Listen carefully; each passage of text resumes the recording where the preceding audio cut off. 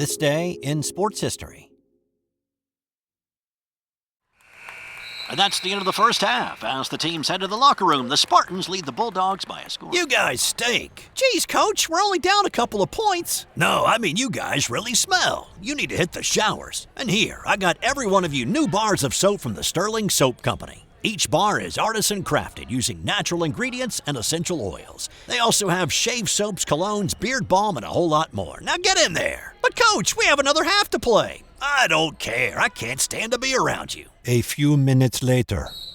All right, bring it in tight. You guys are still playing terrible, but you're smelling great out there. Now listen, you're going to need to stock up for the rest of the season. We got a lot of tough games left. So go to sterlingsoap.com after the game. That's STIRLING soap.com. You got that? Yes, Coach. Great. sterlingsoap.com on 3. 1, 2, 3. sterlingsoap.com. Well, hey there, and welcome back to This Day in Sports History. It's January 18th, and on this day in 1976, it was one of the all-time great Super Bowls. This was Super Bowl X, Dallas versus Pittsburgh, Roger Staubach versus the Steel Curtain, Terry Bradshaw against the Doomsday Defense, Lynn Swann versus Mark Washington, Cliff Harris versus Roy Gerela? All right, so this game got off to a wild start. On the opening kickoff, Dallas pulled off a reverse return that nearly went for 6, and if it wasn't for Pittsburgh kicker Roy Gerela making the tackle, it would have. But Gerela paid a price, injuring his ribs tackling Hollywood Henderson, and that would affect him later in the game. The Cowboys scored first on a Staubach to Drew Pearson connection. Pittsburgh responded with a Bradshaw to Randy Grossman hookup. The Cowboys kicked a field goal to make it 10-7. The Steelers had a chance to tie in the waning seconds of the first half, but Gerela missed the field goal, and it stayed 10-7 at halftime. Now, speaking of halftime, this was the first Super Bowl halftime with a show. Prior to this, a local college band or maybe even a high school band would play some show tunes and march around the field.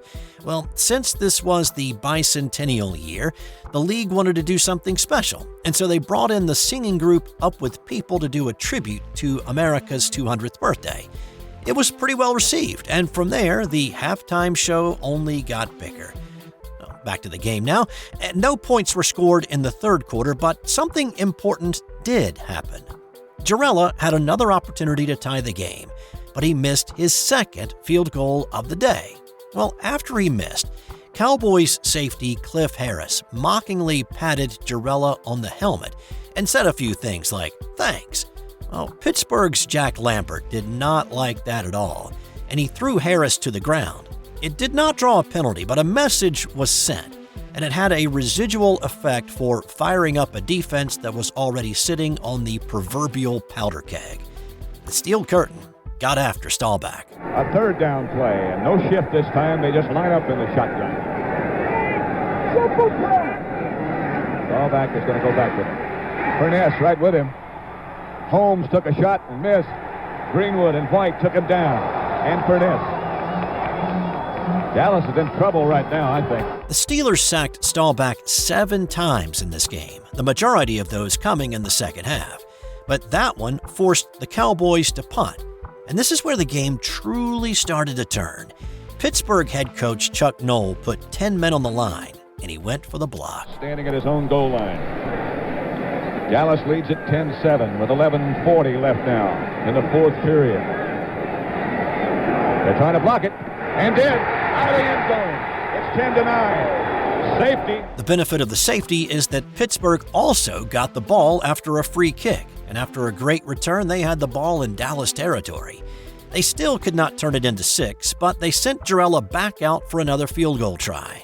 Pat Summerall and Hank Stram were calling the action that day for CBS. It's 10-9. Gerela has missed twice already, and ironically from this same distance. But that was at the other end of the field. Against the swirling wind. If Roy misses this one, he may not go back to Pittsburgh.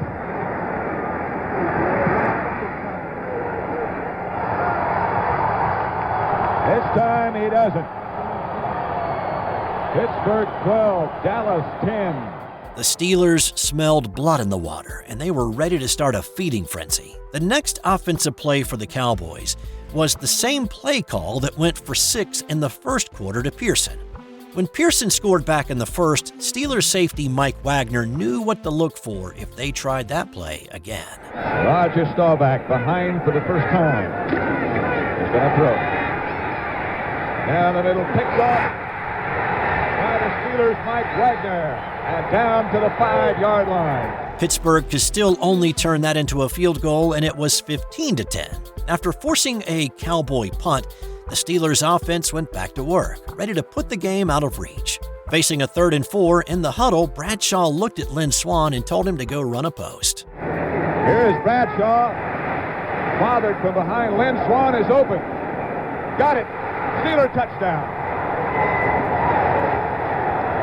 Mark Washington with him. The Cowboys had the safety flipped on. 64-yard touchdown pass from Bradshaw to Lynn Swann, and Bradshaw is down. That's got to be one of the great passes in Super Bowl history or in pro football history. That was Bradshaw's last play of the game. The helmet-to-helmet hit he took from Larry Cole knocked him out, gave him a concussion, and he spent the rest of the afternoon in the locker room. But Dallas would try to fight their way back into this one. 4 plays later, Staubach hit Percy Howard in the end zone. Shotgun formation for Dallas. Snap to Staubach, drops back. He steps forward and goes for the end zone. Look out down there. It's going to be a touchdown for the Dallas Cowboys. Percy Howard got beyond Mel Blunt. Blunt trying to handle him, couldn't keep up with him, and Percy Howard, a rookie from Austin Peay, for a great catch for the Dallas Cowboys. Interesting fact, that was Percy Howard's first and only catch in the NFL, and it went for a touchdown in the Super Bowl. But Dallas still trailed. They did get the ball back, and they had 2 shots at the end zone, but the Hail Mary play that they'd gotten to work against Minnesota in the first round of the playoffs that year did not get answered this time around, and Pittsburgh won Super Bowl X, 21-17. On this day in 1958, Willie O'Ree broke the color barrier in the NHL. He made his debut with the Boston Bruins against the Montreal Canadiens at the Montreal Forum. O'Ree was actually blind in one eye after he was hit with a puck back in 1956, but he kept the injury a secret from everyone because it would have disqualified him from playing per league rules, and he was determined to make it to the NHL. He only played in 1 more game that season. He missed the next season, but he came back up in the 59-60 season. He scored 4 goals and assisted 10 others in 43 games in that season. Of course, his legacy isn't goals or points, but the fact that he endured all the racist taunts and became a player in the NHL.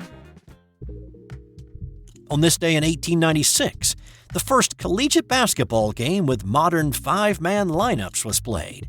Now, if you remember back to the December 21st episode and the day that James Naismith introduced the game to a group of students in 1891, you will recall that Naismith split a group of 18 into 2 teams of 9, and that's the way the early games were actually played. But on this day, the University of Chicago played at the University of Iowa in Close Hall. Amos Alonzo Stagg is known more as a football coach, but he also coached a little bit of basketball. He was also the athletics director at the University of Chicago, and he took a group of athletes to Iowa to play a group organized by Henry Kallenberg. Stagg and Kallenberg had both been students at the YMCA training school in Springfield, Massachusetts in 1890, and they got to know Naismith, who of course invented the game a year later. Well, each made basket counted 1 point, and instead of peach baskets, they did have iron hoops at this point, with what is described as a hammock-like basket. Now, the ball still had to be retrieved after each made shot. It would be another decade before a hole was cut in the bottom to let it fall through. Well, on this day, the ball needed to be retrieved 27 times, with Chicago beating Iowa 15-12. On this day in 1950, Cleveland Indians pitcher Bob Feller asked for a $20,000 pay cut, going from $65,000 to $45,000. He had been a 24-game winner for several seasons and had led the Indians to a World Series title in 1948. but in the previous 2 seasons, he averaged 17 wins and 14 losses, and just said he didn't deserve his former salary and suggested lowering it to GM Hank Greenberg. The Indians got a bargain. Feller ended up leading the league with 22 wins and made the All-Star team in 1950.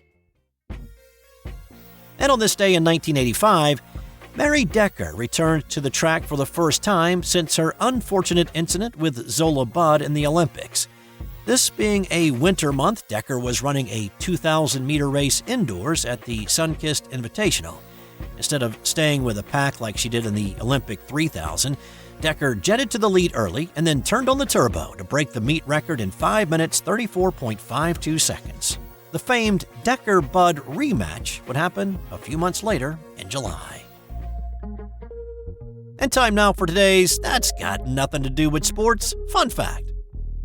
Comedian Bob Newhart was NBC's first choice to replace Jack Parr on The Tonight Show, but he was a prisoner of his own success. His most recent comedy album was popular, and his tour schedule prohibited him from doing a nightly show. Instead, Johnny Carson got the gig and stayed in that role for 30 years.